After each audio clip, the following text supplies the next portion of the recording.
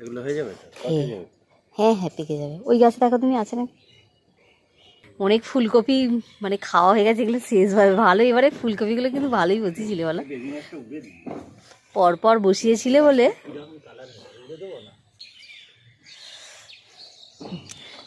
দেখো সরস্বতী পুজোর মানে মোটামুটি খিচুড়ি হয়ে যাবে। ওই যে ওটা কিন্তু আরো বাড়তো। বকলি প্রায় শেষের দিকে, প্রচুর বকলি খাওয়া হলে এবারে। গোটা সিদ্ধর জন্য ছাই পালং যা আছে আমাদের হয়ে যাবে, অসুবিধা নেই। এবারে অনেক নতুন নতুন সবজি হয়েছে। বিনস কড়াই, বিনস কড়াইয়ের গাছ দেখা যাচ্ছে না, কই গাছ?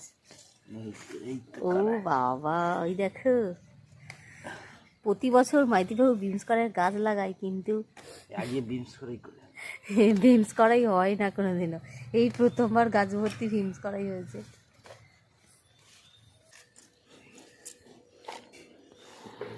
একদম ফ্রেশ বিন কড়াই, পুরো ভর্তি হয়ে আছে বিনসে, দেখেছো?